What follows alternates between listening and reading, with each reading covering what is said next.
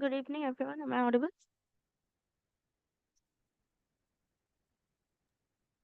Yes, ma'am. Good evening, ma'am. Yes, mom. Okay. So week 4, up to week 4, everything is done, right? Can anyone tell me when is your date for qualifier or quiz one? Ma'am, 23rd of February. Okay, this month only. Okay, so I think the next sessions will probably be your revision sessions. I think 2 revision sessions will be there. Okay. Uh, but today we will start week 5. Okay. So I hope you have started going through the content. Let me share my screen.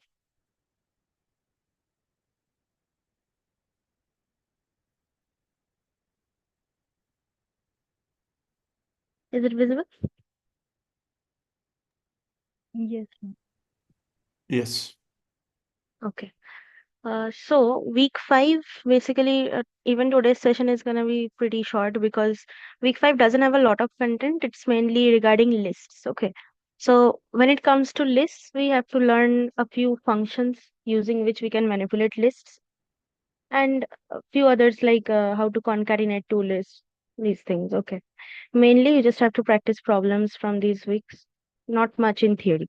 Okay, but let's cover whatever content is there today. Then from next session, we'll just practice problems. Okay, so can anyone tell me what is a list? Any idea?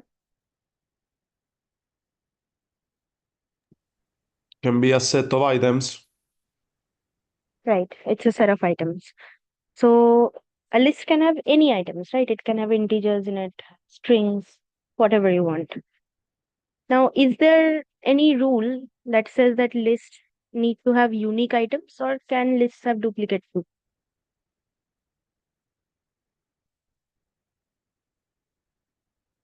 What do you think? Lists can have duplicates or not? I think so. Yeah, lists can have duplicates. Okay. Now, after lists, in week 6, when we go, we will learn about one more data structure container sort of that is called dictionary. So there we will see that the elements are actually stored in like a key value pair. Okay. So in a dictionary, we have to maintain the uniqueness of the keys, but no such rule is there for lists. So it's a more flexible structure. Like, for example, let's see. If I say that I have a list L which contains these elements 10, 20, 30, 40, 50. So all of these elements are each of the items in the list, right? Empty list is written like this. Just open and close box brackets. So this is how you create a list, right? And then we have all of these functions using which you can add items to the list, or you can extract something from the list, or you can check if some member is present in the list or not. So for that, we have to go through this list of functions. So the first function is length of L, right? So if we have this example list, so the length of this list is the number of elements that is present in the list. So 5 elements, that means length is 5. So what is that length function? So usually when you learn programming languages like Python next, you will learn, I think. So there you will see that we have something called, if I have a list L, then if I want to know the length of that list, I can just write L dot length. Okay. This will give me the length of that list, any list. So this len function, right, how is it written? So let's first go through the function once.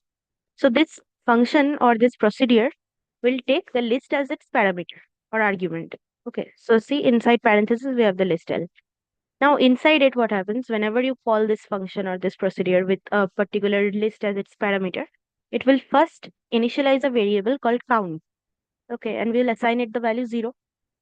So why do we start whenever we want to count something? Why do we assign it 0 and not 1?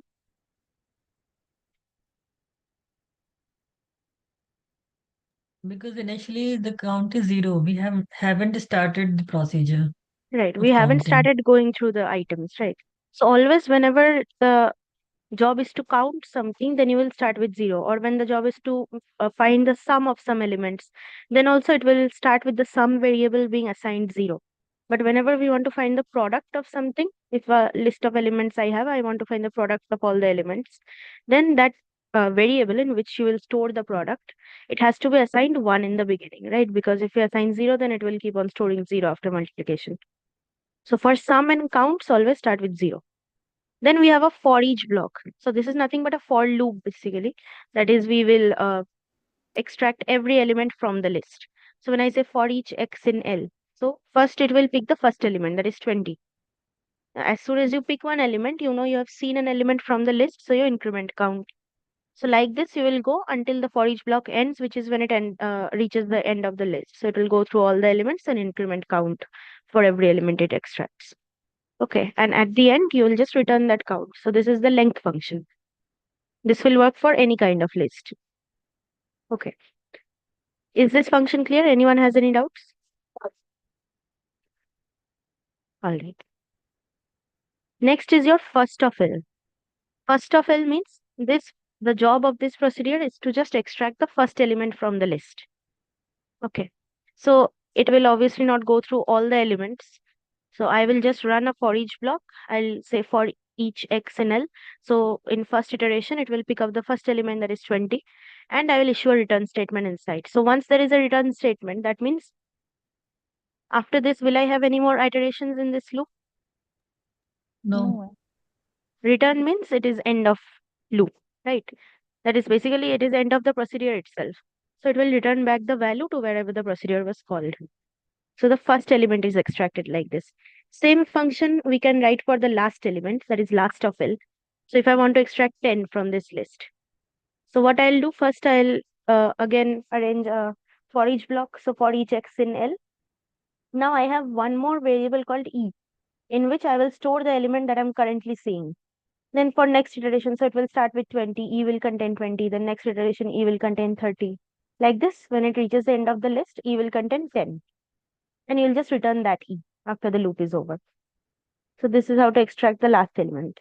So whenever we are using these in actual problems that you will see in practice graded assignments, so we won't be using these function definitions. We'll know that you know these function definitions. So we'll just use the name of the function. Okay, we'll just call it that I want the last of this list, first of this list. So you don't have to bother about what the function is beyond that. Okay. Now these two are very important. One is your rest of L. So rest of L means everything except the first element in the list. If I want to extract every element except the first element. So in this example list, I'll extract 30, 40, 50 and 10. Just 20 will not be extracted. So how to write the function for that? First, you will pass the list as parameter. Okay, then you have one variable called found. So this is sort of like a flag variable. Okay, so found will be set to false initially, because initially we haven't found what we are looking for, right? So we will initially found will be set to false. Then we have one more list that we have to create called rest list. So rest list will actually contain all the elements of the original list except for the first element. So rest list is initially empty. Then again you run a for loop. So for each x in L, so now you'll go through all the elements of the original list. If found is true, so initially found is what? False. So for first iteration, when x is 20, found will be false. So it will not be added to this rest list, right? It cannot enter the if block if found is false. So it will go to the else part in the first iteration only, and found will be set to true. So after this, found is not being changed to false anytime, right? Only in the first iteration, found will be false, and it will go to the else block and set it to true. Then it will remain true throughout the rest of the iterations of the for each block. So now for the next element, when 30 comes, so if found, so found is now set to true, so you can add this 30 to the rest list. So this is called appending elements. Okay, this double plus sign. This means to append some element in a list. So when you take 30, initially rest list is empty, so 30 will become the first element in Ma'am, rest list. Ma'am, append means Append means add. Yeah, to add in the end. Okay, it is append. Yes. Then next iteration 40 will be Rx. So again found is set to true. So next element 40 will be inserted in the list like this. All the elements are being inserted from the right hand end. Okay, not from the front, from the back, the elements are being appended. Now we can also append from the front. I'll show you the syntax for that. Nothing much. You just have to write this x in the beginning. That is x plus plus rest list. If you do, then it will be entered in the reversed order. So at the end, when you have entered all the elements in your rest list, so you can just return the rest list. This is rest of L. It is every element except the first element. Now just the opposite of this is init of L. So init function will give you all the elements except the last element. Right. So earlier rest discarded the first element, init will discard the last element, that is 10. Except for 10, everything should be there. So init of L, again pass L as the argument. Then found is set to false. We have another list called init list, in which we will have every element except the last one. So first that is created. Then for each x in L, if found is true. So for first iteration, found is false. Right. So what we will do? I think, wait, they haven't given this prev variable before, so how can I directly use it? Okay, if I go through with this procedure, whatever is written here. So first it is saying found is set to false for each x in L. So first x is our 20. Found is false, so nothing will happen. It will go to the else part, right? So it will go to the else part and set found to true. Now previous, okay, previous is another variable which will store the current x. So current x is what? 20. So for first iteration, previous will be set to 20. Then you go for next iteration when 30 is x. So at this point, found is true, right? So you will enter the if block, but you will append what? The previous element. That is, you'll start appending from 20. So in the second iteration, 20 is appended to the list. At this point, init list has only 20. Then again, prev is set to what? Now, what is your current x?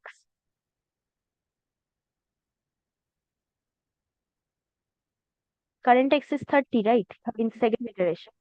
So now prev is set to 30. Next, you will go again for each x in L. Then you pick up the third element, that is 40. So found is true. So you enter the if block, again add 30 because previous is still set to 30. So now this list is 20, 30. Right. Now current x is what? 40. Again previous is set to 40 now. Again next iteration you pick up 50. And we will add 40 to the init list now. So it is 20, 30, 40. Now previous is set to 50. Next iteration again you pick up 10. Okay, so current x is 10. Now if found, so init list plus plus prev is currently 50. So you get this list 20, 30, 40, 50. Now prev is set to 10. Right. But when you again go for the next iteration, there are no more elements left in the list. So it will come out of the loop. It will not add 10. So you will just do return init list. So this list will be returned. This function is clear? Okay. So I'll do the next. Next is member list and the element. Okay.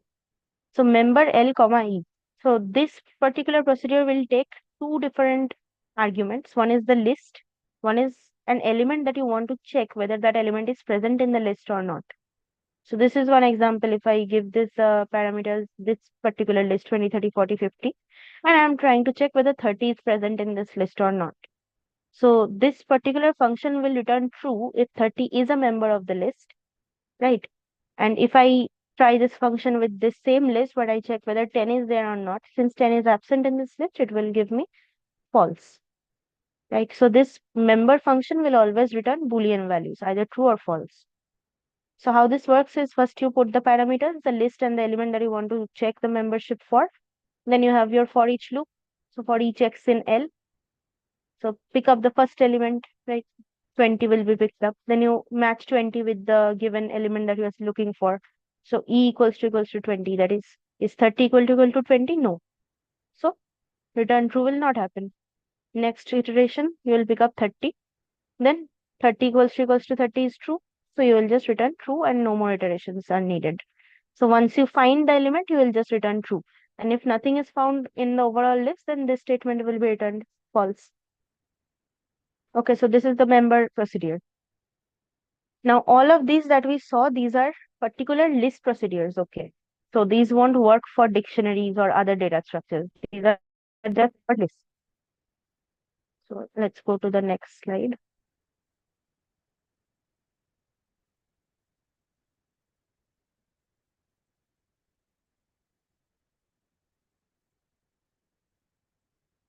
Yeah.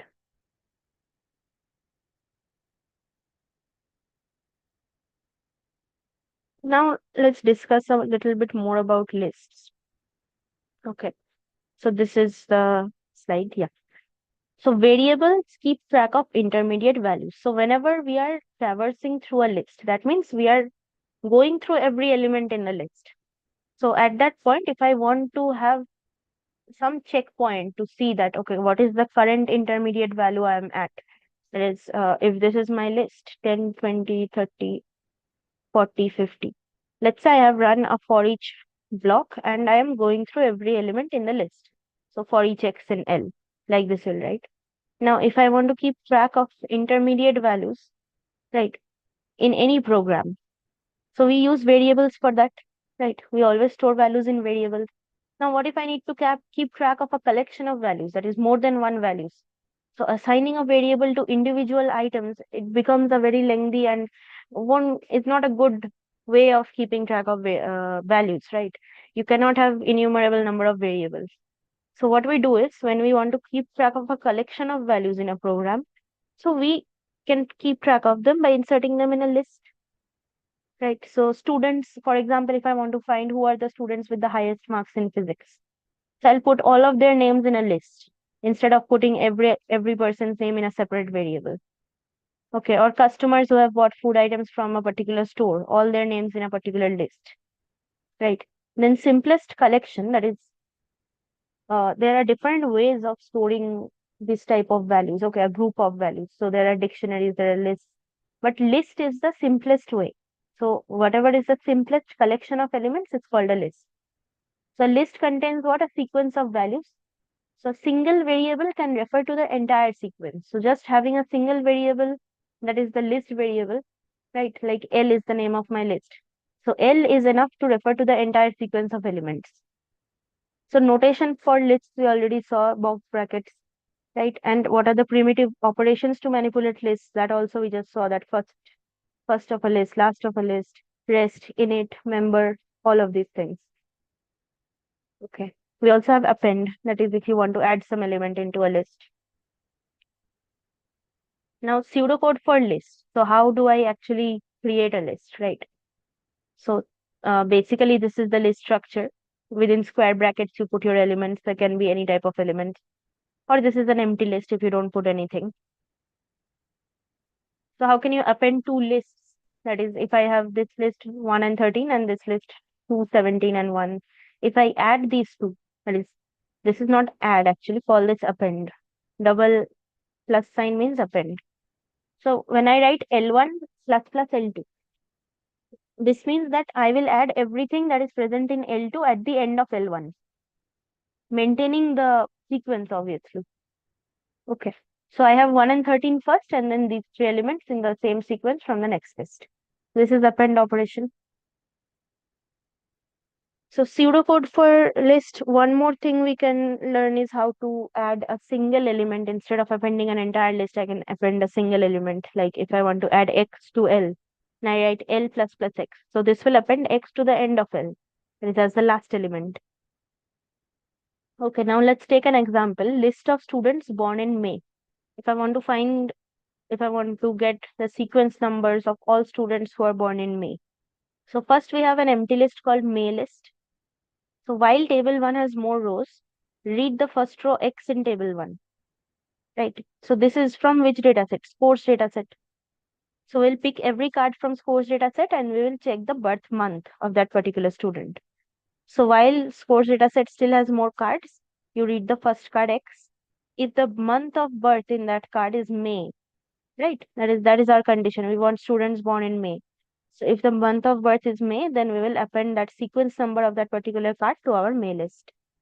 So like this, we'll go through all the cards in my table 1, and at the end, I'll move back all the cards from table. I'll move back all the cards to table 2. So every time I have looked at a card, I have done this, added, if they're born in May, I will add them to the May list, and then I'll move the card to table 2 in a separate table, right? So that I don't repeat cards. So at the end of execution, when all the cards in table 1 are exhausted, this May list will contain sequence numbers of all students who are born in May, right? This is one application of list. Then another can be list of students who are from Chennai. So now you'll just do the exact same thing. Instead of checking the condition as birth month equal to May, you will check the town city of that card, and if that town city is Chennai, you'll add the sequence number to Chennai list. These two are exactly same codes. Okay, just the condition is different. Now, how can we process lists? That is, elements inside the list. How can we process them? So typically, we need to iterate over a list. If I want to process a list, I need to iterate over all the elements in that list, right? And I need to examine each element. I need to process it appropriately, whatever the program is demanding, right? So this is the for each block. This we already saw. For each x in L, do something with x. So this for each x in L means this x is nothing but an element in the list. So every iteration will pick up the next element until the list is exhausted, right? Now there can be a nested for each block also. So all students born in May who are from Chennai, if I want to find this, that all the students who are born in May, among those students, I want to find the people who also live in Chennai. So first I have to create my May list, right? So let's say, since we have already seen how to create the May list and the Chennai list, so we can just write the code directly thinking that I already have my May list and Chennai list prepared. So now I just have to add these two conditions together and filter out the people. So first you have another list called May Chennai list, right? This is an empty list. So here we will store the sequence number of all the people who are born in May as well as from Chennai. So first outer for each block is checking, iterating through May list, right? All the people born in May. So they'll pick up a person X and then come into the inner for each. This will check for every Y in Chennai list. So pick up a person from Chennai list and you match their sequence numbers. So if they match, that means they're present in both lists, right? And all the people, all the sequence numbers that are present in both lists, that is intersection of May list and Chennai list, that those elements will be added to May Chennai list. That is people who are born in May as well as stay in Chennai, right? So how this will work, for every X, you will check with every value of Y. That is, for every person in May list, you have to check with every person in Chennai list until you find a match, right? And if you don't find a match, that means they are not from Chennai. So those people will be added to this final list. This is nested for each. Okay. Now let's go to the last slide.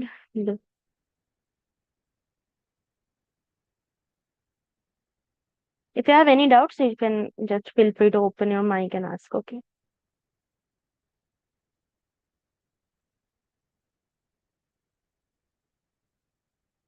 Okay, so now we want to identify the top students, right? Just like we did in the three prizes problem. So if we want to identify the top students, so find the students who are doing well in all subjects. Now, that means what? They should have among the top 3 marks in each subject. What were the different constraints of the three prizes problem? Anyone remembers? 3 criteria we had. What were they? Any of the criteria do you remember? Ma'am, Maximum, second maximum, third maximum. and male and That's the female criteria. candidates. Yeah, Ma'am, male and female is one thing, yes. yes, ma'am. Another They thing is should be what? topper in at least one subject. Right, they should be topper in Mark, at least ma'am. one. Right. And they should also be the top, they should also have their total mark in the top 3, right? In the top 3 total marks. They should be individual subject topper in at least one subject, and they should have scored the total marks, that is among the top 3 total marks, right? And there should be at least one boy and one girl among those three people who get the prizes.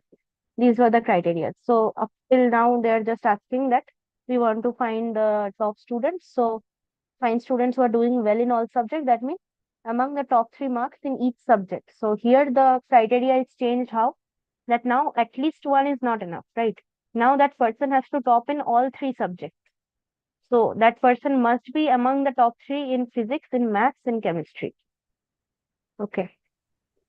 Okay. So procedure for third highest marks in a subject. This we already saw how to find the third max, right? So let's still go over this code once. So if I want to find the third highest marks in any subject, what was the procedure? So I will have 3 variables. One is max, one is second max, one is third max. All 3 are set to 0 initially. So max will hold the highest marks in a particular subject. Second max will hold the second highest mark. Third max will hold the third highest mark. So while table 1 has more rows, read the first row X in table 1. Right? So you read the first card from scores dataset. Now you check the subject-wise marks. Now let's say in case of subject, I have given the parameter for math. So I am finding third highest marks for mathematics. So I pick the first person's card that I see. I see their X dot math mark. So what is, let's say they have scored 60 in math. So is 60 greater than max? So what is max currently? 0. So 60 is greater than max. So whatever was stored in second max will be stored in third max. Whatever was stored in max will be stored in second max. So third max and second max will still have what values at this point? Yes, 0, ma'am. 0. 0, 0, 0. 0, ma'am. And max will have 60, 60. right? The current value. Now again you have to go to the next step. So you have updated everything. Now if I check for next step, so is max greater than the current subject mark, and is the current subject marks greater than second max? So just put the values. 60 is greater than the current I'm sorry. Yeah. 60 is greater than the current subject mark. 60. Is this correct? No, ma'am. So this if I will not enter. Next if check second max greater than X subject and X subject greater than third max. So second max is 0, current subject marks is 60. So this is also a violation, so nothing will happen.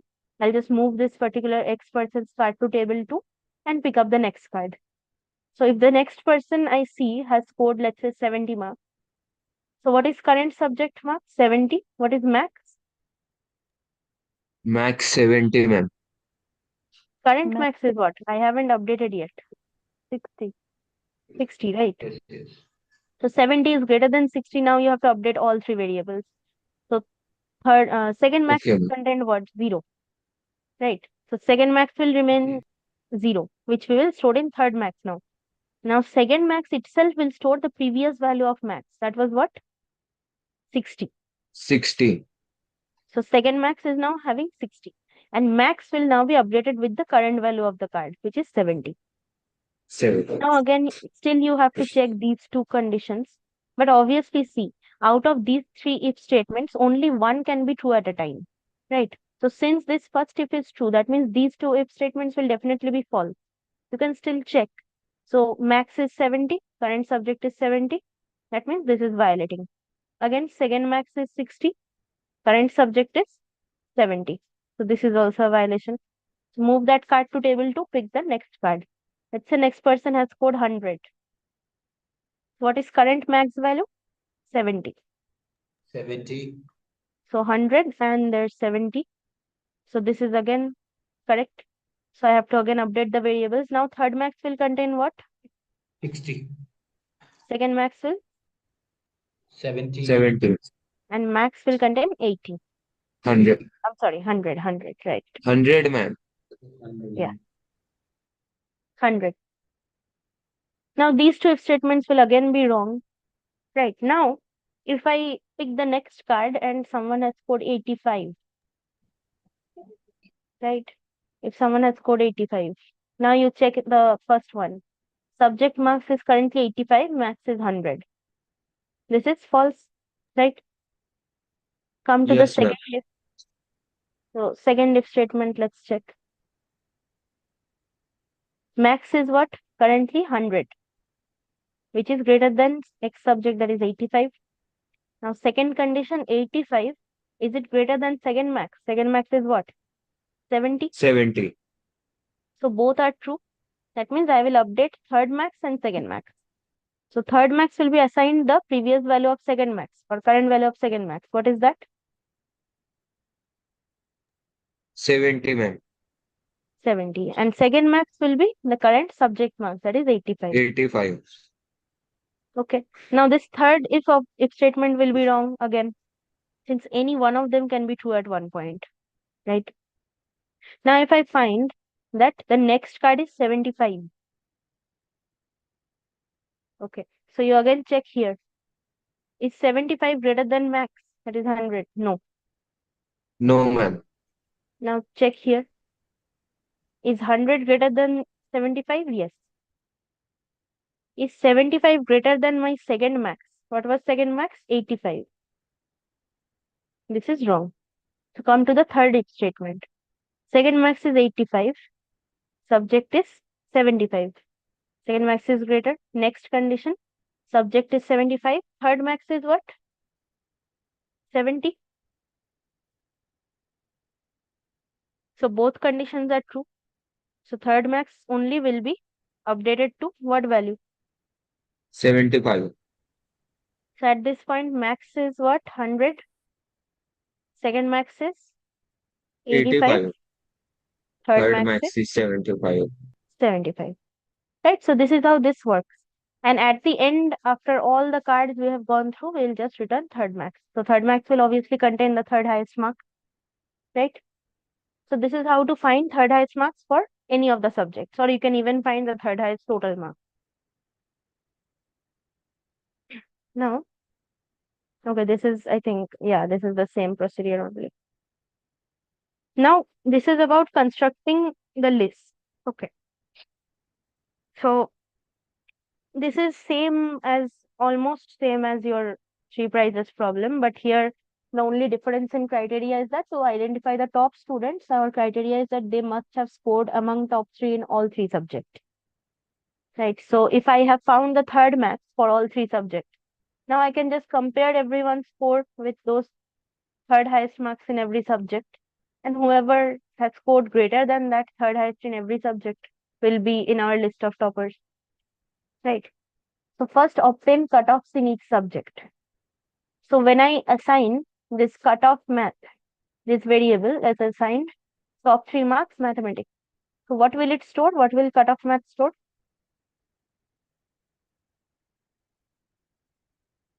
What is the top 3 marks procedure that we just saw? This one. What is this procedure returning? Third highest in that particular subject. So cutoff maths will store what?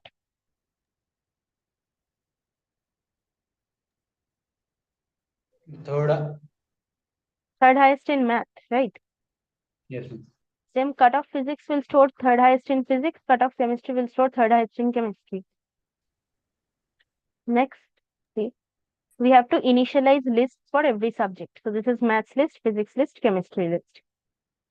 So why we need these lists, we will see later on when we write the rest of the code.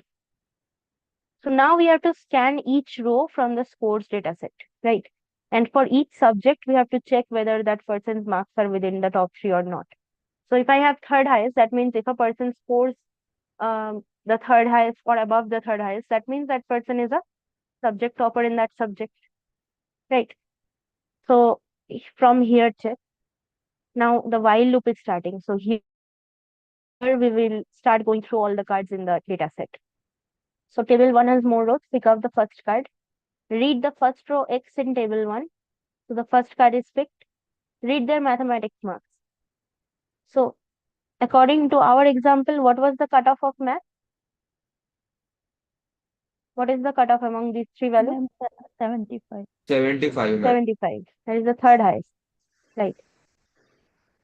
So if the first person whose card I have picked has scored 80 in math, that means 80 is greater than equal to cutoff mark.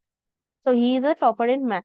So his card sequence number will be added to math. Let's say this person X, whose card I have picked, has the sequence number 1. He has scored 80 in maths Let's say he has scored 90 in physics and 95 in chemistry. Now let's say, just for example, the cutoff in all subjects is 75. Okay. So this person is a topper in every subject, right? So his sequence number will be added to maths list as well as physics list as well as chemistry list. So like this, you will go through all the cards and add. Now some person might have scored, some person, let's say person with sequence number 2 has scored 85 in math, 90 in physics, but 60 in chemistry. So his sequence number will be present in only maths list and physics list, because in chemistry he hasn't scored above the threshold or equal to the threshold. That is the third highest. Right. So like this, you will keep on adding sequence numbers to the list based on whoever passes the criteria. So after I'm done, after I've gone through all the cards, now my list is to find who are the toppers. My job is to find who are the toppers in maths and physics. So first let's work with two lists. Maths list contains sequence numbers of all toppers who are in math, like all the toppers in math, and physics list contains sequence numbers of all toppers in physics. So we have a nested for each block. Whenever we need to compare from two separate lists, we always use a nested for each. Okay, so first you have a maths physics list. This is an empty list. So this should basically hold all those sequence numbers which are present in both lists. That means the students who are toppers in both maths and physics. So for every sequence number that I pick up in maths list, I will match that sequence number with every other sequence number in physics list until I find a match. If I find a match, that is this person excess sequence number is present in both the lists, then I will add them their sequence number to maths physics list. If I pick some sequence number in maths list which doesn't find any match in physics list, that means that person is just a topper in maths, not in physics. So we don't need his name, right? So at the end of execution of this nested for each, maths physics list should have the sequence numbers of all people who have topped in both subjects, maths and physics. Next, we still have one more comparison left, that is with chemistry. So now in maths physics list, we already have the toppers in both subjects. Now create one more list called maths physics chemistry list. So this is empty initially. Again, you need a nested for each, because now you are going to compare elements from maths physics list with chemistry list. So the people who have topped in for every person in maths physics list, that means for every person who has topped in both maths and physics, we will try to see if his sequence number is present in the chemistry toppers list as well. If this person has topped in maths physics as well as chemistry, if we find a match x equal to y, then we will add their sequence number in this new maths physics chemistry list. So this is the final toppers list who have topped in all subjects. Any doubt up till now? Okay. Ma'am, can you go up? Hmm. Pseudocode on comparing the. This one. No, up. Yes. Ma'am, I am taking a card from pile 1 and from pile that card I comparing matlab, means I You can taking see all the number from one cards physics मतलब marks and chemistry Hindi marks में and बोल सकते हो आप. हाँ इसमें math marks एक ही card से हम पिक करके कंपेयर कर रहे हैं ना लिस्ट में स्टोर कर रहे हैं First, we are picking up a card X, okay, from scores data set. Now we will take all 3 marks in that card, maths, physics, and chemistry. For maths marks, we'll compare with the cutoff of maths, that is third highest in math. If his maths marks is greater than or equal to that third highest, then he's a topper in math. So we'll add his sequence number to the maths list. Next, we'll compare his physics marks with the cutoff of physics. If he's a topper in physics too, you again add his sequence number to physics list. Same for chemistry. So for every single card, we'll do this. Okay, clear? Okay ma'am Okay, next is yeah, so these are just some summary about lists. So lists are obviously useful to collect items that share the same property. Lists items are usually they are of the same type. They're of integer type or string type, whatever it is. Then nested iteration can find common elements between two lists like we just saw. So if you want to find the intersection of two lists, what elements are in common in both of them. So you can just run a nested for each and compare every element of list 1 with every other element of list 2. Okay. So you can group lists to process more than 2 lists. Yeah, you can work with any number of lists you want. Like here we worked with 3 different lists, maths list, physics list, chemistry list. But at one time we are just comparing 2 lists initially. So if you want to find common items across 4 lists, list 1, 2, 3, and 4. So first nested iteration on the first 2 lists, this will give you common elements between list 1 and list 2. Then you take those common elements and put them in a list called list 1, 2. Right, then list 1, 2 and list 3, you can compare them. Or what they have done is they have done one separate comparison for list 3 and 4. So list 3, 4 will contain all the common elements between these two lists. And then you can compare lists 1, 2 and 3, 4 together to find what are the common elements in all 4 lists. So you can do this in any order you want. Okay. You can compare list 1 with list 3, list 2 with list 4, anything. But at one time, just compare 2 lists. So that's basically the summary of this week. Nothing more in theory. So let's start with some of the practice problems, some problems we can solve today. So does anyone have any doubts in the theory part? No, ma'am. Then problem in last rest and these things. Last test. Okay, I'll tell you again. Wait, just let me share the practice problem. You can explain from example and questions. Yeah. When we have questions, we can do it from there. 1 second.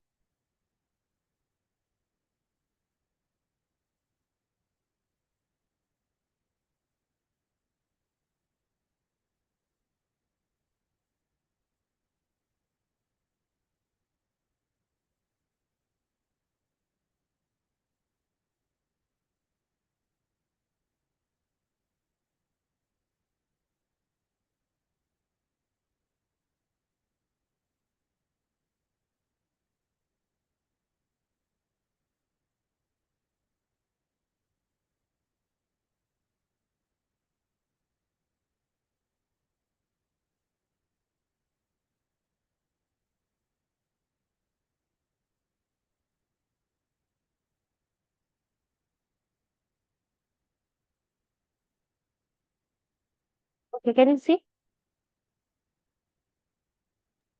Practice ma'am. assignment. Yes, ma'am. Yes, ma'am. Maybe we'll not solve all. We'll solve some of them. Let's start. Because then in the other 2 sessions, you won't have much left to do. Week 5 is very less in content. Okay. So first question. The following pseudocode is executed using sports dataset. Let S be the Let S be the list of sequence numbers of students having marks greater than 75 in at least one subject. Right. So first we are using sports dataset for this problem. S is a list of sequence number of students who have marks greater than 75 in at least one subject. So at least one means one or more than one. What does S list represent at the end of execution of the pseudocode? So S list is some list we have created in this pseudocode. Let's see what it contains, what it represents. So initially S list is empty. Then while table 1 has more rows, so we iterate through all the rows in sports dataset, all the cards in sports dataset. So you pick up one card, first card. Now for each C in S, S is what? List of sequence number of students who have scored marks greater than 75 in at least one subject. So you pick up every element from that list. So for each C in this list, let's say this S list, I'm just taking one for example. Let's say these are the sequence numbers of people who have scored greater than 75 in at least one subject. So this is that list. So when you say for each C in S, what is the first C? 1. Now inside the for each block, first you have an if statement. So this will compare the sequence number of the current card that you have picked and the sequence number of the first element of S list. This S.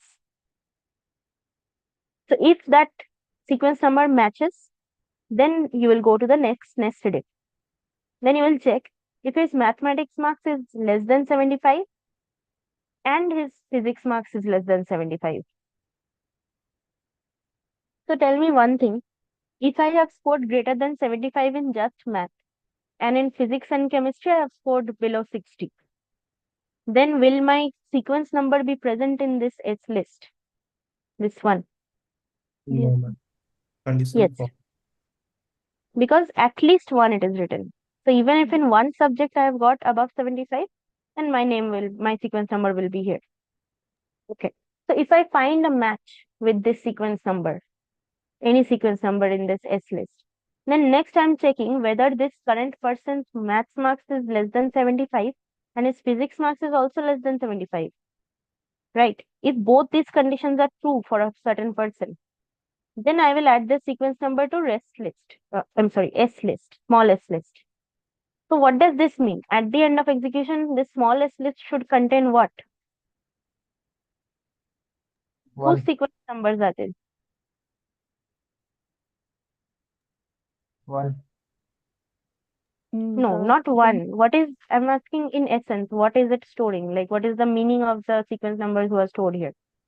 Look at the conditions. the students who have scored less than Yes, 75 in both the subjects, mathematics and physics. And they have scored greater than 75 in chemistry. Yes. That's why they're present in this S list, right? If they have scored less than 75 in maths and physics and still they're present in this S list, that Those- means they have definitely scored greater than 75 in chemistry. Because at least one subject you must have scored greater than 75, right? To be in this Yes, list. So if I find such a sequence number which matches with X and the marks are less than 75 in both maths and physics, then I will add their sequence number to the smallest list. So smallest list at the end of all the iterations, it will contain the sequence numbers of those people who have scored less than 75 in maths and physics but more than 75 in chemistry. Is it clear? Yes, ma'am. Ma'am, can you please explain it again? See, first I have this S list, right? So what is it defined as? S is a list of sequence numbers of students who have marks greater than 75 in at least one subject. Yes. So even if I have marks greater than 75 in just chemistry, not in physics and maths, my sequence number will still be in here, right? Now, Yes. here what we are doing for every card that I pick in scores dataset, every card X. So this card will have some sequence number, right? Then I will pick the first element. For first iteration, I'll pick the first element from this H list. First element is, for example, let's say it's 1. And these two sequence numbers match. 1 matches with the sequence number of this X card. So next I will go to the nested if and check whether this person with sequence number 1 has scored less than 75 in maths as well as physics. If this is the case, then I'll add their sequence number in S list. So if I check this condition, what does it ensure? That this person is in this capital S list. That means they must have scored greater than 75 in at least one subject. If they have scored less than 75 in maths and physics, what is the other subject left? 75 chemistry. So that person must have scored greater than 75 in chemistry. Right? Did you understand or should I tell you again? Uh, Madam, that C word I don't understand actually. C is For just iterating through all the items in this list. This S list. This is okay, like for each element in this capital S list. okay, So, okay, so capital S list contains what? All the sequence numbers of students who have scored greater than 75 in at least one subject. They may have scored greater than 75 in just math, just physics, just chemistry, or in 2 subjects, or in all 3 subjects. So all of their Mm, sequence numbers will be here, right? So okay, every element okay. that I pick from the scores data set, every card that I pick, X card. So their So sequence the number I am matching. C is every records. C is every list in S, every item in S Okay, list. okay, Okay. C is the iterator variable for list S. So every card that I pick from scores dataset, I will match the sequence number of that card with every element in C. Okay, that is C will first be 1, then 3, then 5, then 7. So let's say the first person whose card I picked in sports data set is some person who has a sequence number of 7. So when I write for each C in S, check if sequence number is equal to C. So first C is 1. So 1 is not equal to 7, so nothing will happen. Go for next iteration. Next C is 3. Again, no match. Next C is 5, no match. In the fourth iteration, it will find a match with 7. So if sequence number is equal to C, 7 is equal to 7, it's a match. So you go to the next nested if. Here you will check that is this person whose sequence number is 7, have they scored less than 75 in both math and physics? If so, then you add their sequence number to this new list. So this guarantees what? That this person has scored greater than 75 in chemistry. That's why they're in this S list. Right? So Yes, double ma'am. plus is the Append. selected list it's adding appending. Okay. Just Append. the item, just that one item it is adding. Okay. Okay, just this 7 it will add. Understood. So let's see the options. List of sequence numbers of students who have scored less than 75 in both maths and physics. This is not the correct answer. So list of sequence number of students who have scored more than 75 in chemistry. So they have definitely scored more than 75 in chemistry, but we also have to mention the physics and maths marks. So this is also not correct. C is saying list of sequence numbers of students who have scored less than 75 in both maths and physics, but more than 75 in chemistry. So this is our answer. Okay. First question, anyone has any doubt? No. Okay. Let's go to the next one. So question 2 is saying the following pseudocode is executed using words dataset. Assume that the rows in table 1 are sorted in increasing order of sequence number. Right. So words dataset I have, and all the rows in words dataset are arranged in increasing order of sequence number. Right. So what will word list represent at the end of execution? So the cards are like this 1, 2, 3, 4, like this. They're sorted in increasing order of sequence number. So what would word list represent at the end of execution? So first let's Only see what is. first row is arranged in increasing sequence, not No, it is others. said that assume the rows in the table 1. So rows in table 1 means what? Table 1 is nothing but the words data set. Exactly. Right. So the rows in table 1 are sorted in increasing order of sequence number. That means first the card with sequence number 1 will come, then sequence number 2, then 3, then 4, like this. Okay. Okay. So first let's see what is word list, what they have made it here. So first initially L is an empty list, flag is a variable set to true, word list is an empty list. So we have to find what is this word list representing at the end of execution. So in third line, we are starting a while loop where we check whether table 1 has more rows. So we will go through all the cards in words dataset until we have reached the end, right? Until table 1 is exhausted. So you read the first card. So words dataset means every card has what information? Some sequence number, particular word on it, part of speech of that word, and letter count of that word. These are the information present in every card in words dataset. So you pick up the first card X. If flag is true, then you can enter the if block. Flag is initially set to true, so you can enter. Now, what will you append to L list? That particular word in the card. So whatever word is stored in your current card, you will add that to the L list as an element, and you will What does set flag plus to false. represent? Plus. Plus is adding some element to the list. Oh, what does 1 plus mean? 1 plus is not used in list. Okay, list operator always use double plus. 1 plus is just your arithmetic operation. Okay. For double plus we are using. For list always use double plus. For That is list. append. What does mean by Yeah. list? What? Sorry. What do we mean by list? List is what we are doing up till now. Na? Any sequence, any collection of items is a list. Okay. Inside third bracket. Okay. Got it. Okay. So anytime you want to add some element to the list, so you can append it and it will add the element to the end of the list.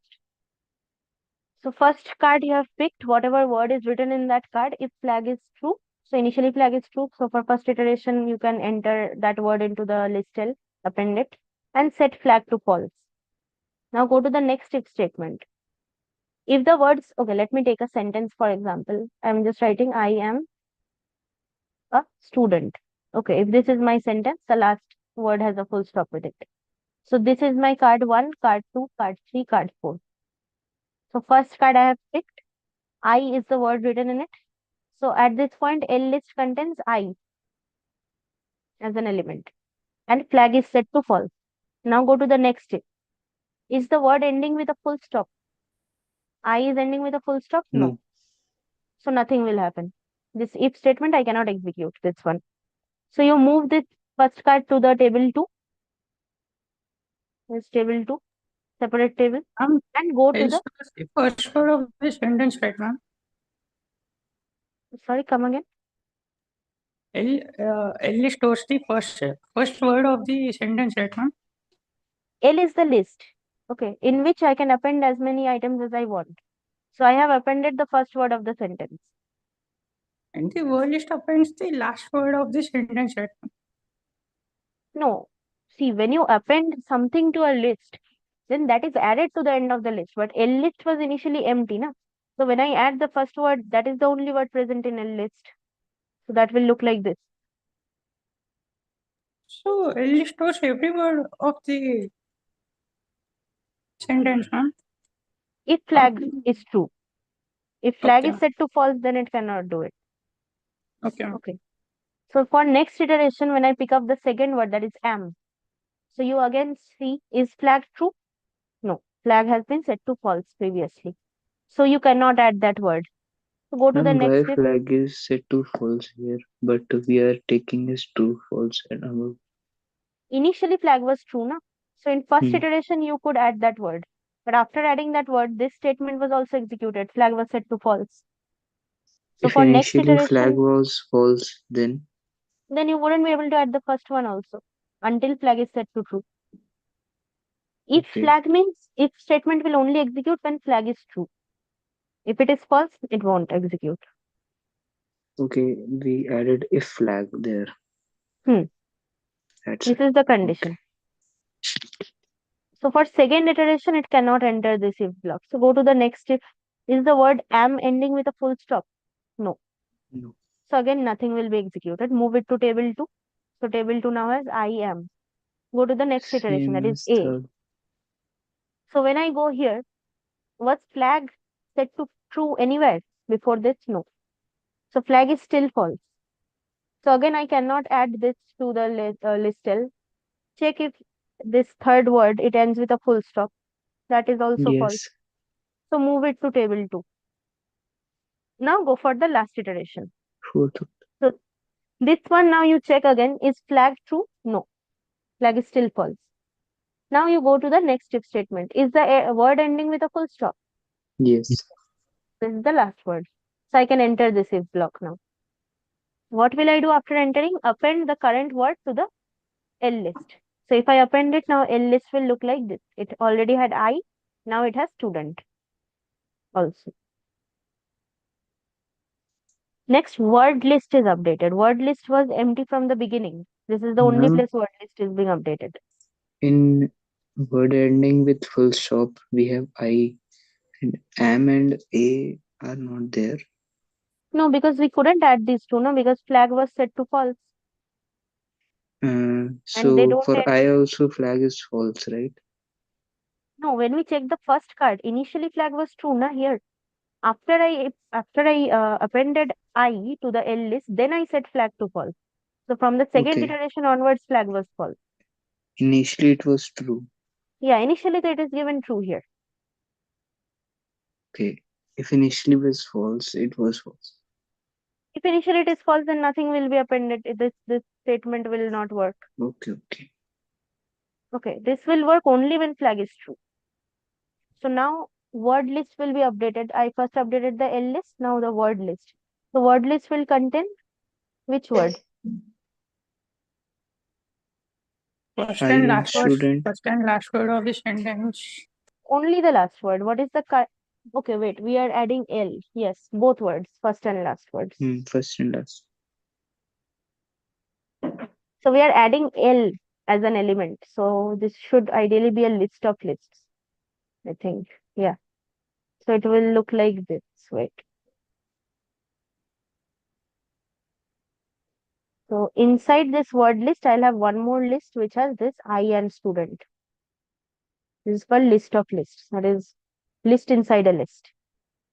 Okay, so this is current word list. Now you again set L list to empty. At the end of every sentence, you will set L list to empty and flag will be reset to true. Ma'am, Okay. initially we have taken L is equal to 2 bracket and word list equal to same bracket. Yeah, these are empty lists, just created.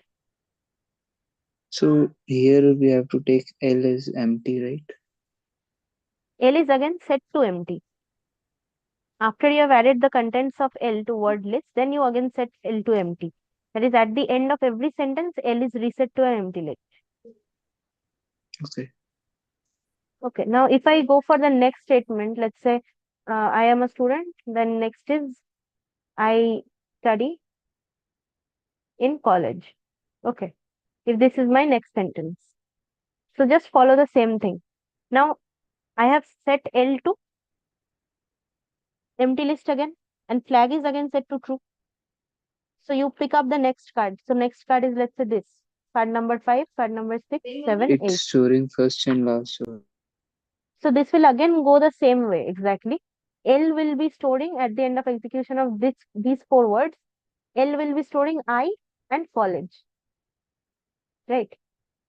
And that L list will again be appended to word list. So word list will now look like what? Word list will be first element will be I comma student. Then again one more list, I comma college. So like this word list at the end of execution of all the cards in table 1, word list should contain what? List of elements where every element is containing first and last words of every sentence. Yes. Right. Let's see if there is any such option. So first option is list of ordered pair of first and last. Ordered pair means this list. List of ordered pairs of first and last words of each sentence of the words data set. Is this correct? Yes. So what are the other Yes, options? ma'am. Let's see. List of first and last words of each sentence. So it is not a list, right? It is a list of lists. So this ordered pair, this word is very important since this is not mentioned here. If I followed this Ma'am, one, can then the you word list. explain why it is ordered pair? Ordered pair means just in the form of a list. See, these are pairs, right? Inside each list, there are pair of elements, first and last word. So we are calling these individual lists as ordered pairs. If I didn't use the ordered pairs word and I go for this option B, list of first and last words of each sentence, then the word list will look like I, comma, student, comma, again I, comma, college, like this, not as a Okay. pair. So this is wrong. This one is the right one. So this is wrong option. Option C is saying list of Ma'am, ordered how pairs did of you determine this is ordered or not ordered? ordered pair just means a list. Okay. A list of a pair of elements. How did Since you I came to created know that, this is ordered? this is, so see, when I say From pair, code ordered or pair means what? No, nothing like that. Pair of elements we have, na? So that pair word is, it should be there. These elements are not randomly inside word list. The ordered pairs are there. That first and last elements, they form an ordered pair. Okay, there Okay. is no such lingo that ordered pair means this only. Ordered pair can mean anything in any question. In this particular question, it means what is the ordered pair here? First and last word. Okay. Now, third option, if I saw list of ordered pairs of first and last words of each sentence. What is the difference It's between last and first one. okay, last and first? Yeah, that's wrong. We are first entering the first word, then the last word. So that is the order in which it should be present. So this is wrong. List of words of first and last sentences. This is definitely wrong. We are storing words, not sentences. So this one is clear for everyone? Ma'am, if there are two sentences in a single row, it will store first and last of the both sentences or only sentence. Single row means every row contains just one word. Okay. Okay, If ma'am. there's 5 words in my sentence, then that means 5 rows in the table. Okay, okay, ma'am. If there are 5 sentences in my entire data set, then my how many ordered pairs will I have? 5 ordered pairs from each sentence, just the first and last word. Okay, ma'am. Okay, how many are there? Let's do up till question 5 today. I think 10 questions are there. Okay, 3 and 4 are group question. Okay, so this is the common data for both questions. So you have to first answer. First, let's see what the code is doing. So L is initially a list containing 0. LA is a list that contains these elements. It is a list of lists. That is list within list. So it contains 1, 1, 2, and 1, 2, 3 in the form of lists inside a list. LB and LC are empty lists initially. So for each A in LA, and so whenever I have nested for each, that means what? What am I doing? If I have nested for each, that means I am Then- picking one element from first list and checking it with every other element in the second list. So for each A in LA, what is the first A? This. Not just one inside a list. Yes. Okay, this entire first element. And for each B in A. Now what is the first B in A? Is empty. A, what is A? This is A. Hmm. So there is only one element in A. That is 1. One. But ma'am, LB is empty, right? LB is initially empty. Yeah, but first we are picking what? First we are picking the first A in LA. That is this list, 1. Now we are picking every element inside this list. So inside this list, only one element is there, that is 1. Right? And this Then element is being added to LB. then what does for each B in A means? For each B in A means what is A? This. Hmm. So for each item in this list, there is only one item, so you pick that. Each B in A. Each A in LA means every list inside LA, every element of LA. Okay. Similarly, for every such element, you see what are the elements inside it, because the elements are lists, right? Ma'am, A I can't see where is A. A is this A that you picked from LA. Oh, This is A, list okay, which is containing LA? 1. Now inside this, LA is this entire list. Huh? Got it. Now B is every element inside this list A. So inside this, there is only one element, that is 1. So you pick that. Now add this B to your LB. LB is initially empty list. If you Ma'am, add 1, other elements are then also there. 1, 2, 1, 2, 3. those are elements of LA, not LB. Right? Hmm. These are elements So of LA. these all right? 1, 1, 2, 1, 2, 3. These are 3 separate elements of LA. So I And pick the for first each element. B in A. Yeah. So when I pick the second element, when this is my A equals to 1, 2. Then for each B in A means first you pick 1, then you pick 2. Hmm. Okay. So for first iteration, there is only one element. You pick that element and you add it to or append it to LB.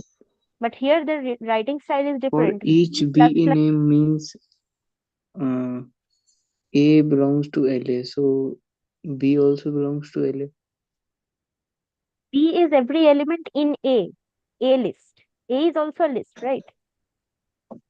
Hmm. LA is the entire list, and each of its elements is also a list. Okay. So So you 1, pick 2 each is another element. list. 1, 2, 3 is another list. Yeah. This is one list, this is one list, this is one list. Everything that is enclosed within square brackets is a list.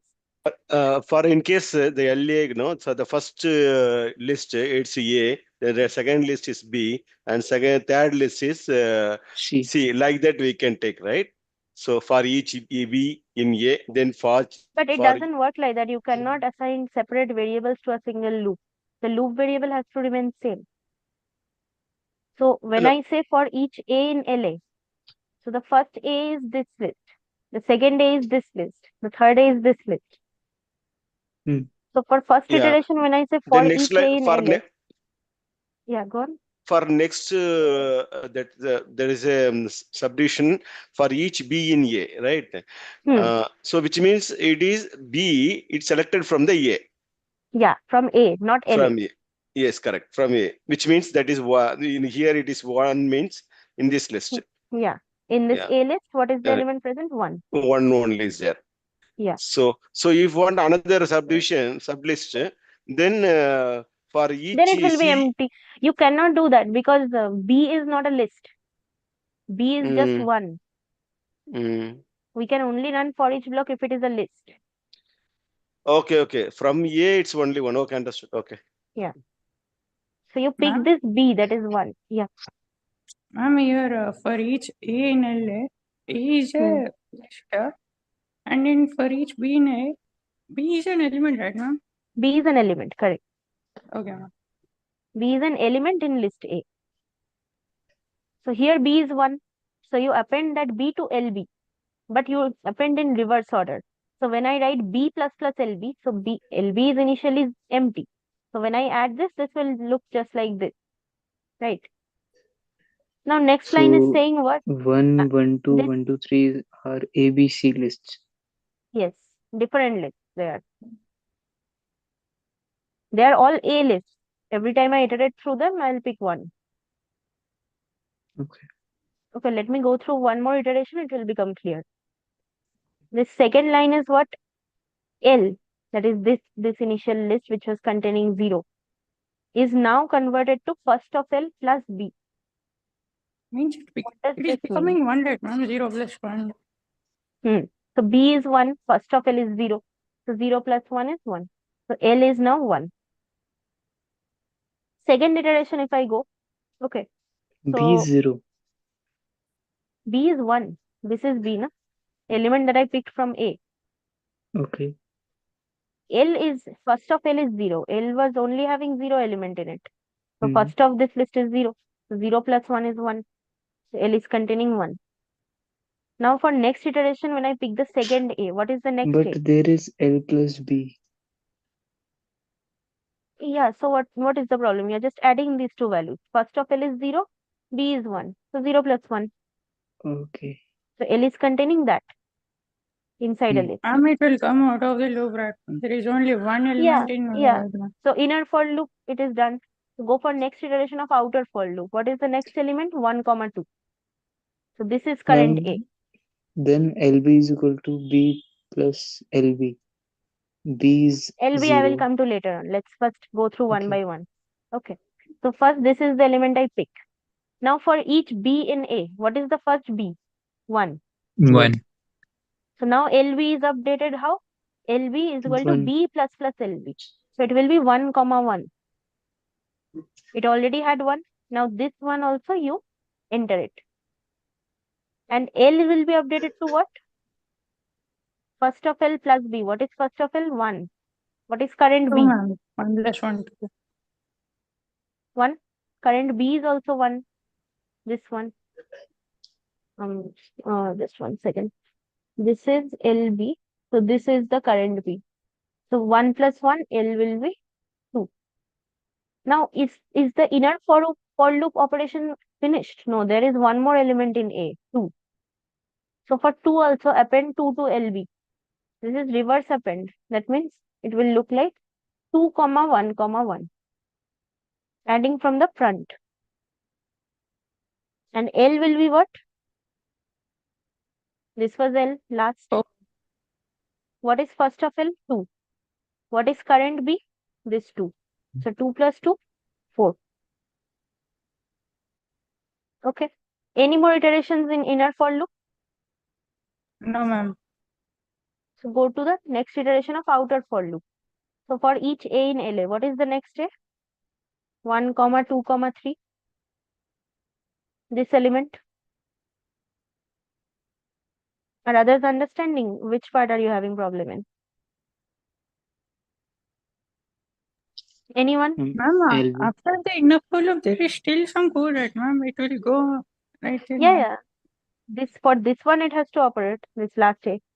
Then it will stop because all elements in LA will be exhausted. Okay, ma'am. Oh wait, this thing is also there inside the for each. Okay. Let me do one thing. Let's create a table and then keep track of the iterations. Otherwise it will just become messy. Or we can take one example. This is an example only. Just treat it as an example. That is, if we simplify this, then you won't understand the process. Let me just write the iteration and what is happening in each iteration. Okay. I didn't notice that these two lines were also inside the for each block. I was seeing that, ma'am. There was still code, but you are not seeing that. Yeah, I did not, and I thought that this was outside of the outer for each. So, okay, let's do this one more time. First iteration of outer for, right? So, what is the first A in LA? 1. This is my A. Now go to inner for each. For each B in A, what is B? 1. 1. LB is now updated. That is 1 is appended to LB. So, LB contains 1. Ma'am, how B is equal to 1? B is for each B in A. So, this is A. So, what is the element in A? 1. Ma'am, this is A. This is A, na? Yes, Every ma'am. element in LA is an A. Yes, For ma'am. first iteration, this is the first element. Then how we can say that B is also 1? This is a list. This A is a list. Yes, ma'am. I want to go through all the elements in this list. So that is B. For each B in A. That means for each element in A. So what is the first element in A? 1. Yes, ma'am. Yes, ma'am. So that Ma'am, 1 is assigned to B. A is list and B is the element. Element, yeah. Just like Yes, LA is the list, A is the element Yes. in this list. Okay. So B is 1, LB is 1. L is what? First of L plus B. L was initially 0. First of L is also 0. Plus B, B is 1. So 0 plus 1, L is also 1. So are there any more iterations in the inner for each? No, ma'am. No. So go for second iteration of outer for each. Second outer for. So now A is what? Next element? Ma'am, you are again losing that. Oh, okay, okay. These two, right. Okay. These two we have to do. So LC. After the inner for each is over, we have to go through these two lines also. I keep on missing these. Okay. LC is what? LB plus plus LC. This means what?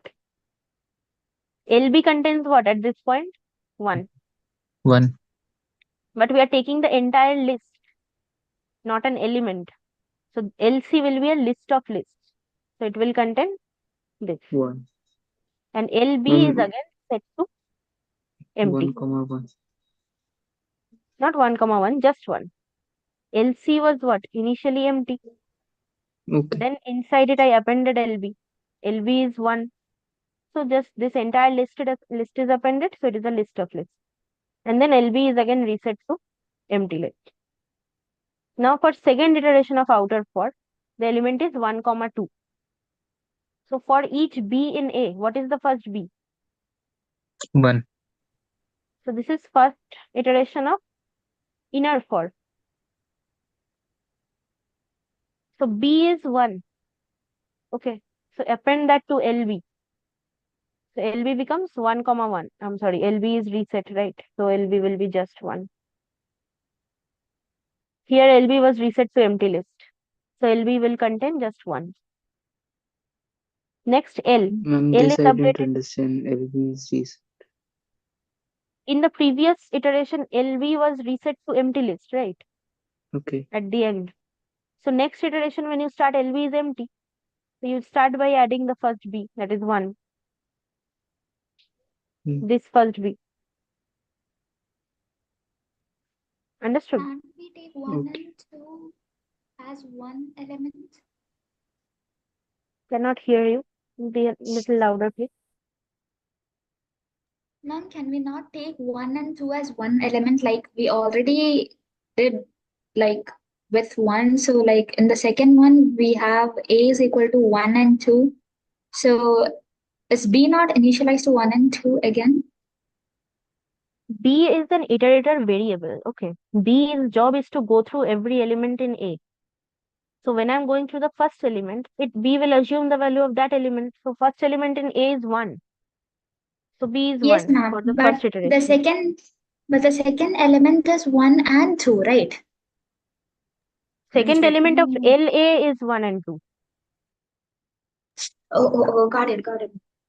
Okay, this is the separate list. This is the second element of LA list. Now we are going through every element in this A list.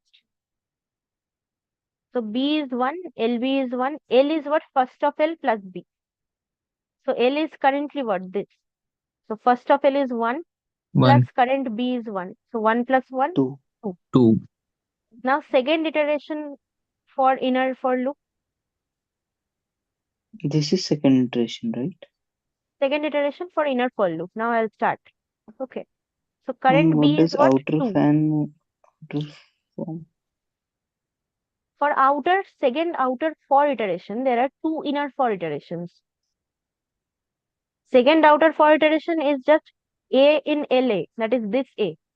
Now inside this A, if I want to traverse, I have to go through every element in a single iteration. So first iteration I went through 1, second iteration I'll go through 2.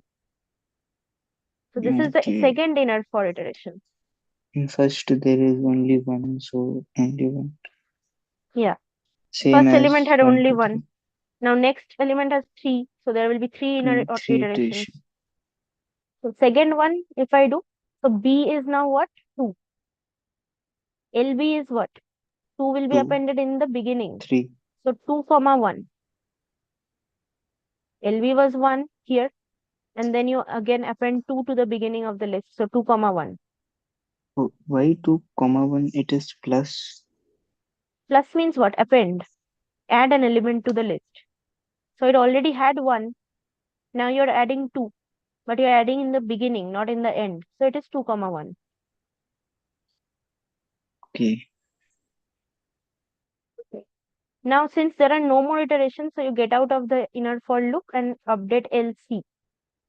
So LC is LB plus plus LC. That means LB entire list should be stored. So what is current LB? 2 comma 1. 2 comma 1. So it would be 2 comma 1 comma this one that was previously there. LB can't be 1 comma 2. No, you are adding from the beginning. If I wrote LB plus plus B, then it will be 1 comma 2. LB. Okay, this is reverse addition. If I wrote LB plus plus B, then 2 will be appended in the end. Then it will be 1 comma 2. But here 2 is appended in the beginning. B plus plus Okay, LB B means is append 1. from the front. Okay. B is 2. So now third iteration of outer for. So third iteration A is what? 1 comma 2 comma 3. Right? This element. This and this are done. Now the Ma'am, third just element. can you once again explain LB 2 comma 1? See, first B was 1. Okay. LB was empty. So you did B plus plus LB. That means append this element to the LB list from the front. So initially it is empty, so it is just 1. Now second iteration when B becomes 2, you have to append this B also. Now when you append it from the front, so 2 should come in the beginning, then 1. So whatever is in the rest of the list should come after 2. Okay, we have But to if take you both wrote as it, both the elements. yeah, both elements will be there. Okay. But after this is done, LB is again reset to empty list. Okay, because there is Because the inner iterations are over. Now for the third outer iteration. So this is my current A. For this, I will have 3 different inner iterations. So do the first inner iteration. second. First one is Third what? inner. What is B? In first inner iteration, what is B?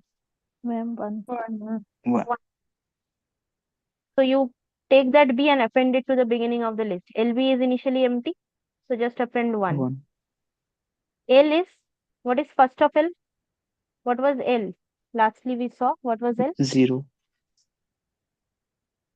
L, not, did I miss something? After LB, yeah, I didn't update the L here. After this LB, we had to update L, na? This statement we missed. It will become 4, ma'am. Yeah, it was 2 here, plus 2 plus 2 is 4. So it currently contains 4. So now again add How, ma'am? whatever is first. In the first inner for, L was 2, right? Hmm. In the next second iteration when I came, what L was is B? 2. And L was still okay. having 2. So first of L is 2 LB. plus B. So 2 plus 2 is 4. That is B. present in L. Okay. Understood? Madam, the first of L, I'm not able to understand. The first of L, how it is 2 If L actually? is 2, if L is 2, right? L only has one element 2. Then first Okay. of L, that is first of that list is also 2. Last of that list is also 2. It is just one element.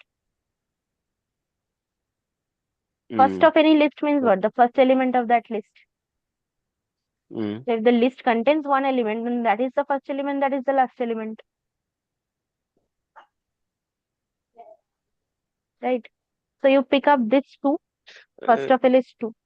Can Yeah. you show me the cursor where you are explaining the written This area? line. This line. Okay. So L is 2. L is currently 2. Now I have to do this statement, which does Okay. nothing but add first of L with B and store it in L. So first Okay. of L is 2. In second iteration, B is 2. So 2 plus 2 is 4. So L will be 4 after the second iteration. Okay. Okay. Now third iteration I have started. So the first inner iteration for third outer iteration of for. So B is 1. LB was reset to empty list. So LB now contains 1. You added that. And again you have to change this L, update this L. So what is first of L now? 4. What is current B? 1. So first of L plus B is now L is what? 5. Hmm. Up to this, is it understandable for everyone? Yes, Yes, ma'am. ma'am. Okay. So after this, next iteration. Okay, next iteration. Second inner iteration. So what is the next B? B equal 2. B is 2. So LB 2. 2 comma 1. 1. L will be what? L was 5. First of L is then also 5. Plus 7 plus current B. 6. 5 plus 2, 7. Yes, 5 Okay. Now third iteration, third inner for iteration. What is B? 3. What is LB? 3 comma 2. 3 comma 2 comma 1. All Hmm. of them. What is L? This 7 plus 7 plus 3. 10. 10. Now all our inner iterations are completed because A Complete. doesn't have any more elements. So now go to outside these two statements. So LC will be what? LB plus plus LC. So last when we updated LC, what was it? This. 2 comma Right. 1. Now there will be one more element in it. So first you have 3 comma 2 comma 1 comma 2 comma 1 comma 1. This is LC. And LB is again reset. And then that is the end of the execution. So these are all the iterations. Is it clear for everyone? Okay. You just go through this once yourself, it will be better. Okay, better than watching me, it is better if you do it yourself. See, when I take an entire list and add it to another list, then it becomes a list of lists. Like here I'm adding LB to LC.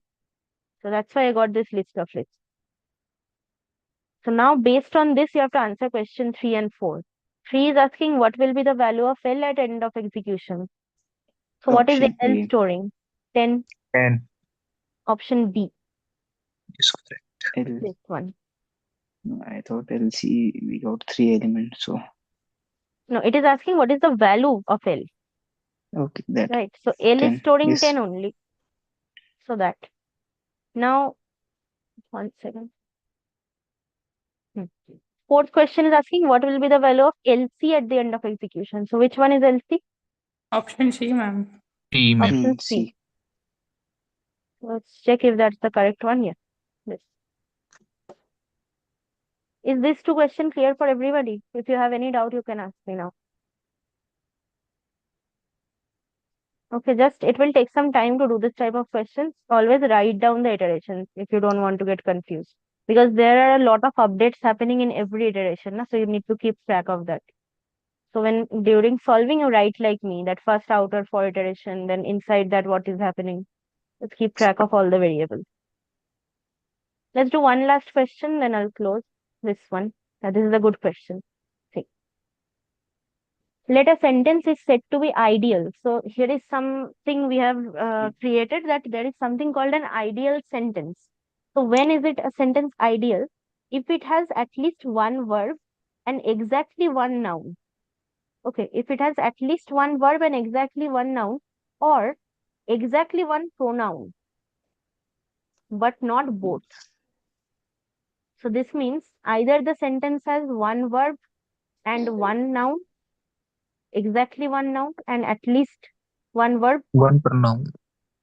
or it has at least one verb and exactly one pronoun. Either this case or this case. Okay, this one is at least one. At least one verb. And this is exactly one. So either this or this we can consider as a perfect statement or ideal statement. Ideal sentence. So the following pseudocode is executed using words dataset. At the end of execution, count stores the number of ideal sentences and list stores the list of the lists of words in ideal sentences. But the pseudocode might have some mistakes. We have to find mistakes. So the idea is that count will be some variable that is supposed to store how many such ideal sentences are there. Right. And list is a list which will store all those sentences in a list of lists format. Right. So list will store the list of lists of the words in ideal sentences. So if the first sentence is ideal sentence, let's say it is some sentence like I am a girl. So if that is somehow an ideal sentence, then that will be a list inside list. Then as many sentences are there, there will be that many lists. Okay, so this is the idea. Now we have to find what is wrong in the code. So let's start from the beginning. A, B, and C are three variables set to 0. Count is also set to 0. Count will calculate what? Count will calculate number of ideal sentences present. Ideal sentence. List will have all the list of lists of such ideal sentences. So every element in list is nothing but a sentence. All the words separated by commas. W list is something we don't know what it does. It is set to empty list in the beginning. Then come to line 4. While table 1 has more rows. Ma'am, S list stores the words, list of lists of words. Yeah, so list will be like this. If one sentence is ideal, let's say I am a girl, so list will store it like this. I am a girl, all the words separated by commas. And then again, same for some other ideal sentence like this. Okay. It stores the list of lists of words in ideal sentences. So you pick the first card from your table, words dataset, read that card, add the word in that card to W list. Okay. So let's say this is my sentence. Okay, let me just take some arbitrary sentence which has, let's say, 3 words. Okay. One of them is a verb, one of them is an adjective, one of them is a noun. Sky is blue.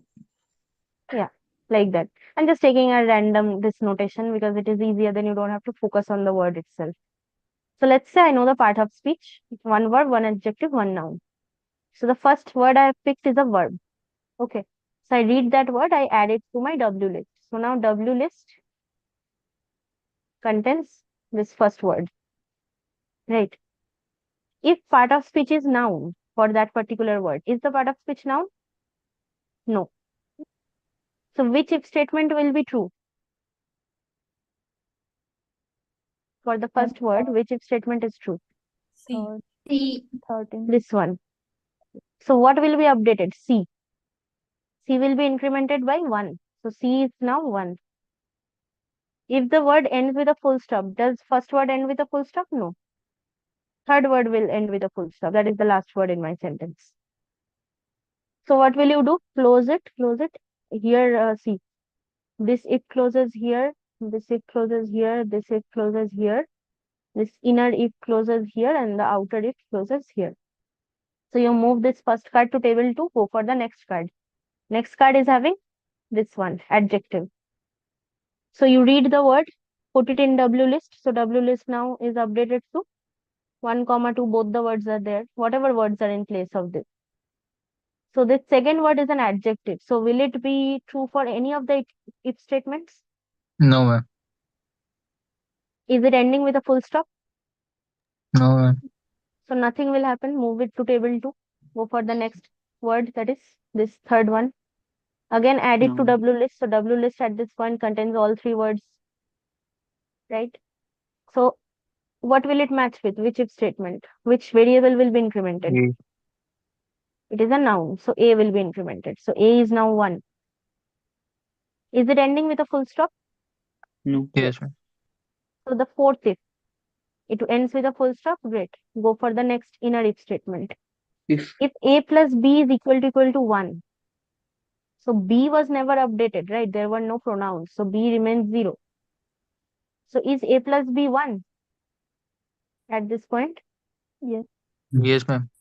So first condition is correct. Second condition is C less than equal to 1. That is there at least one verb? Yes, ma'am. Just 1 second. Less than equal to it is saying, but we are trying to store ideal At least sentences one. should have at least one, right? So C Yes, should be ma'am. greater than equal to 1. So this is one mistake in code. So I Greater might than have 2 equal to. verbs, right? That will still be a perfect sentence if I have one noun or one pronoun. So if I have 2 verbs, then C will be set to 2. C will be incremented twice. But 2 is not less than equal to 1. So it will discard that. Right. So that shouldn't happen since my condition is at least. So this sign should be greater than equal to. This is one mistake in code. Okay. Is the mistake clear for everyone? Yes. And can you Okay. repeat? I didn't get this. We have to find such sentences which are ideal where there is at least one verb and exactly one noun, or at least one verb and exactly one pronoun, but not both. Yes. So at least one verb means what? Greater than equal to one or more verbs. Yes, ma'am. So At C least is one. counting the number of verbs. So C's value can be greater than equal to 1. But here the sign is Okay. given less than equal to. I got This this. is one This is. mistake. Mm. Okay. So next, let's fix it. If it was greater than equal to, then you can increment the count. So count will be 1. That means we have found one perfect sentence. So increment count. For the first perfect sentence, count is set to 1. Next, S list is containing W list. W list is what? List of all the words in the sentence.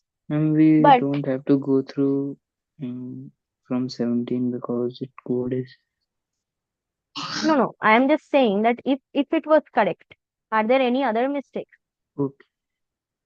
If this is corrected, then I can increment count and then I can add this W list to S list. But see, is this how we add list elements?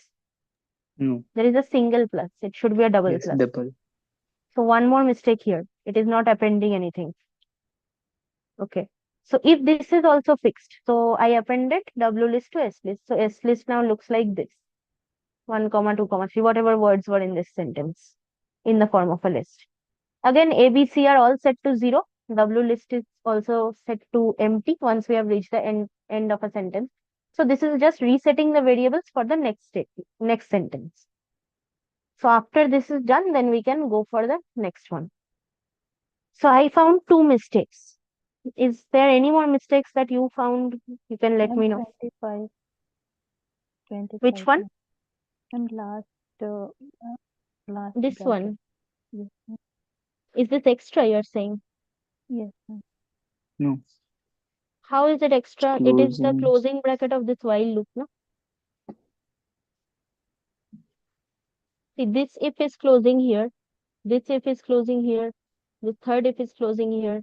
There are two ifs in there. So this outer if is closing here, this inner if is closing here. So the while loop also has to close. So this is the closing bracket for while. Okay, this is all right. Yeah, but this is a good practice. You should count the number of brackets also. Okay, Option see C. which ones are correct. Okay, which lines did we have? One is line 17, one is line 19. 2019. So line Option B 17 and is C. there. Right. Any other? Okay, let's look at the other options. Line 3, incorrect Incorrect update of initialization. W list. S list, W list. No, they have to be empty in the beginning. This is correct only. No, ma'am. Incorrect. What? Update of W list. Yeah, incorrect update of W list in line 6. No, we have to add all the words Okay, W line list. 6 So it is there. also required. Yeah, that's I'm thinking. These E. are fine. E is line 20, misplaced reinitialization of A, B, and C. No, A, B, and C have to be That's correct. reinitialized after every sentence. So this is also correct. Last one is misplaced reinitialization of W list. No, that also has to be reset for the next sentence. So have they given? They're saying E and F are also wrong. Why? Oh, okay, I see. Okay. But if I do this inside, then what is the problem? If I don't do it outside of the inner for? Just a second. So I have reached the end of a sentence. I have 1, 2, and 3 in my W list, and A is 1. Let's say B is 0. C is 1. So this is an ideal uh, statement we've got. So they are saying that I should not update these two lines inside the inner if. I should do it outside. Okay, yeah. You know why this is also wrong? This is actually very subtle. I also overlooked it. Why this is important, these two lines to be inside the outer if and not the inner if, is because every sentence will come to an end, but every sentence will not be a perfect sentence. Right? Every sentence will come to an end with a word with a full stop. But I might find a sentence which is not a perfect sentence. In that case, this condition will not satisfy. Right? If a sentence is not an ideal sentence, will this inner condition satisfy?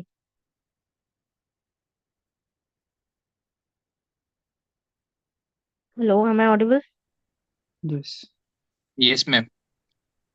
So an ideal statement should satisfy this inner if condition, right? An ideal sentence should have greater than equal to number of verbs, See. and the number of A plus B should be 1, exactly 1. So either noun is present or And pronoun is they are present. given in question and exactly one now. Yeah. So an ideal statement or ideal sentence will only satisfy this inner if, right? Other sentences will not satisfy these conditions, which are not ideal. Yes, So in that case, what will happen? I will have such sentences which are not ideal. So for them, this inner if statement, I cannot enter because this condition will not be satisfied. So if I cannot enter this, then I won't be able to update these two statements if I put them inside the inner if, like in the original code. But these must be reset to 0 and empty list after every statement. Every sentence is over. Right? Because A, B, and C are counting what? Noun, pronoun, and verb for every particular sentence. That means after I have reached the end of a sentence, I must reset them to 0. Right? Regardless of whether the current sentence is ideal or not. yes. So whether the current sentence is ideal or not, whether this condition is true or not, these updates must happen for every sentence. So that's why if you find a sentence which ends with if you find a word which ends with a full stop, that means it marks the end of a sentence. So then regardless of whether it is a perfect sentence or not, these two updates must happen. So they are inside the outer if statement, not the inner if statement. Ma'am, can you update this in upper codes so easy to understand? Here, see, these two statements are inside the inner if statement. That means these updates will only happen for perfect sentences which satisfy this inner if condition. Right? Okay. But these updates must happen for every sentence, not just perfect sentence. That's why they must be placed outside of this if statement. So E and F options are also incorrect code. These two lines should be inside the outer if, not the inner if. Outer if means? Outer if means this if. Below C is equal to C plus. This one. So line 16. Yes. That means if you find this condition to be true, that is you have reached the end of a sentence, you have to reset these values, regardless of whether the sentence is a perfect sentence or not. Okay. Okay, because these must be updated for every sentence. So yeah, is this question clear? Anyone? Any doubt?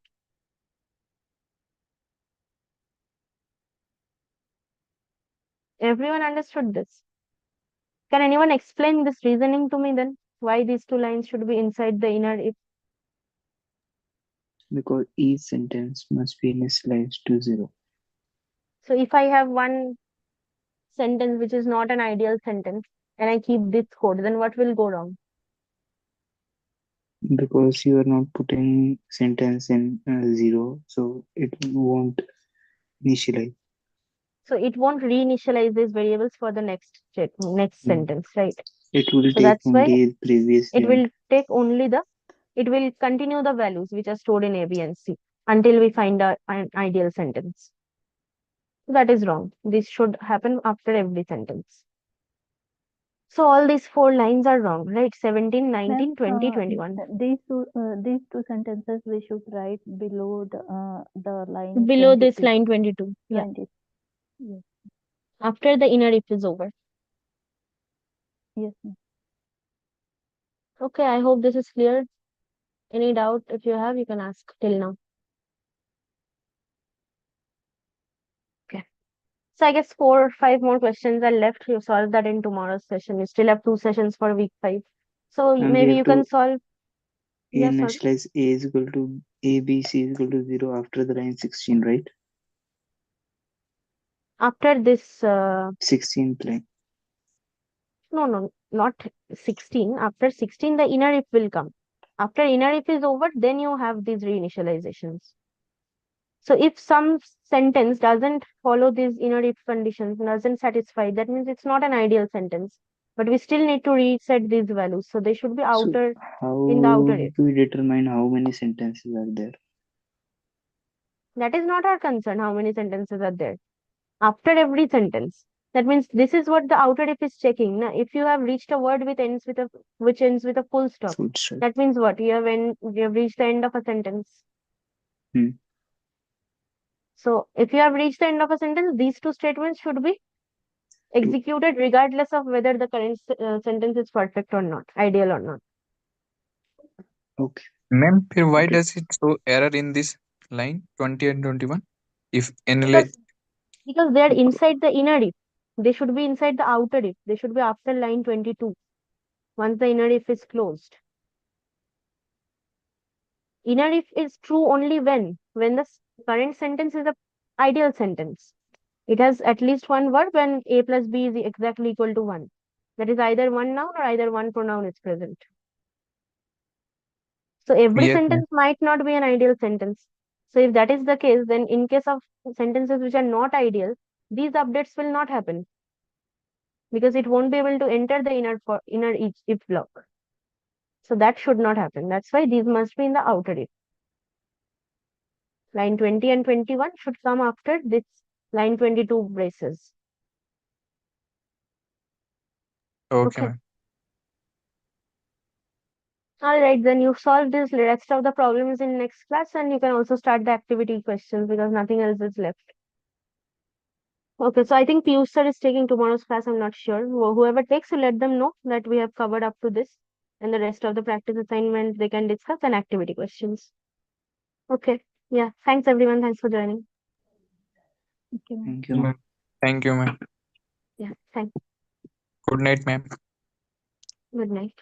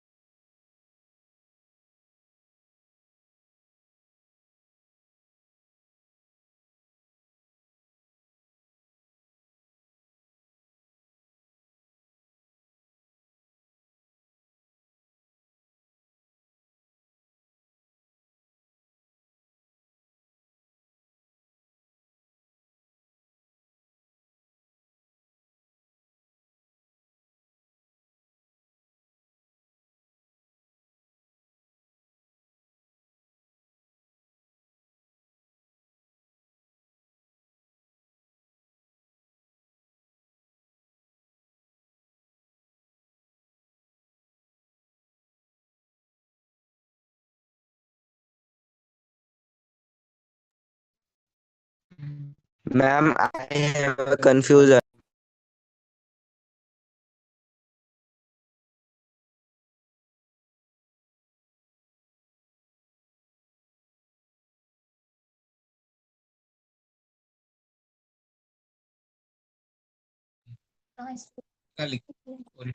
वो mix fraction है